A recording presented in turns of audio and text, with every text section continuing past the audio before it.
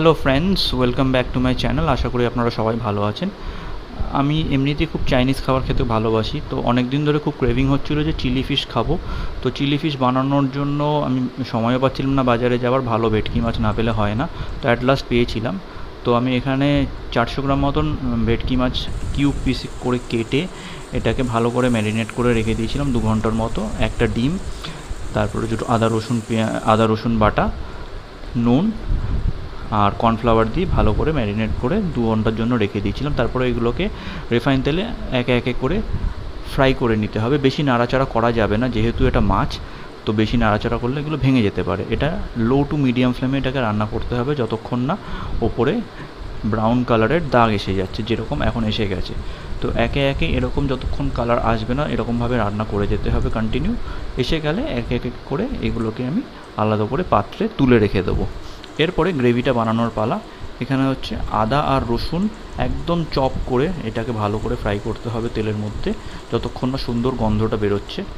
এটা হওয়ার পরে এরপরে আমি এখানে 3টে পেঁয়াজ, ওগুলোকে কিউব পিস করে কেটে রেখেছিলাম, তার মধ্যে একটু নুন দিয়ে ভালো করে এর সাথে এটাকে রান্না করব মিডিয়াম ফ্লেমে। কিছুক্ষণ নাড়াচাড়া করার পরে আমি এখানে 6টা কাঁচা লঙ্কা অ্যাড করব। কাঁচা লঙ্কাগুলো একদম তেরচা করে কেটেছিলাম, দেখতেও সুন্দর লাগে। এবার কাঁচা লঙ্কাগুলোকে এর মধ্যে অ্যাড করে নেওয়ার পরে এর মধ্যে আমি মিশিয়ে দেবো টমেটো কেচাপ, তারপরে দিয়েছি হচ্ছে chilli sauce, green chilli sauce. আপনাদের যদি রেড চিলি সস থাকে সেটাও অ্যাড করতে পারবেন। গ্রিন চিলি সস দিয়েছি, তারপরে দিয়েছি হচ্ছে 1.5 চামচের মতন সয়া সস, আর 2 চামচ দিয়েছি এখানে chilli garlic sauce. Chilli garlic সসটা দিলে ফ্লেভারটা অনেকটা এনহ্যান্স হয়। এক তো চিলির ঝাল ঝাল ভাবটা থাকবে, আর গার্লিকের ফ্লেভারটা আরও বেশি এনহ্যান্সড হবে এই রেসিপিটাতে। তো ভালো করে মিশিয়ে নেওয়ার পরে এর মধ্যে আমি অ্যাড করে দেবো 1 চামচ চিনি। চিনি দিতে হয় চাইনিজ খাবারে, একটু হালকা হালকা একটু মিষ্টি ফ্লেভারটা থাকে, তাহলে ভালো লাগে খেতে। চিনিটা দিয়ে অ্যাড করার পরে এর মধ্যে আমি ক্যাপসিকামটা দিয়ে দেবো।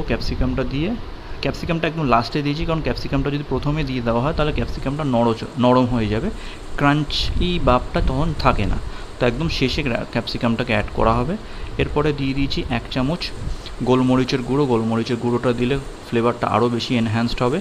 আর তারপরে আমি মিশিয়ে দেবো এর মধ্যে কর্নফ্লাওয়ারের মিশ্রণটা। 1.5 চামচ কর্নফ্লাওয়ার ভালো করে জলের মধ্যে গুলে এটাকে মিশিয়ে নেব, যাতে গ্রেভিটা বানানো যায়। গ্রেভিটার জন্য কর্নফ্লাওয়ারটা নেসেসারি। তো এরকম হালকা করে নাড়াচাড়া করতে হবে। গ্রেভিটা একটু ঠিক হয়ে যাওয়ার পরে ভাজা মাছগুলোকে আমি অ্যাড করে হালকা করে, একদম নাড়াচাড়া করতে হবে না, নাড়াচাড়া করলে ভেঙে যাবে।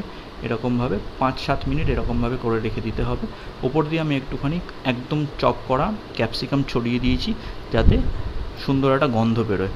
তো দেখতে পাচ্ছেন কত সুন্দর কালারটা এসছে, খেতে খুব অসাধারণ হয়েছিল। তো আপনারা ট্রাই করে দেখুন, আশা করি খুবই ভালো হবে। আর ফ্রাইড রাইসের সাথে এটা একদম জমে ক্ষীর। ট্রাই করে দেখুন and please let me no, comment করে জানাবেন কেমন হয়েছে আর আপনাদের এক্সপিরিয়েন্সটা কেমন ছিল। নেক্সট ভিডিওতে দেখা হচ্ছে।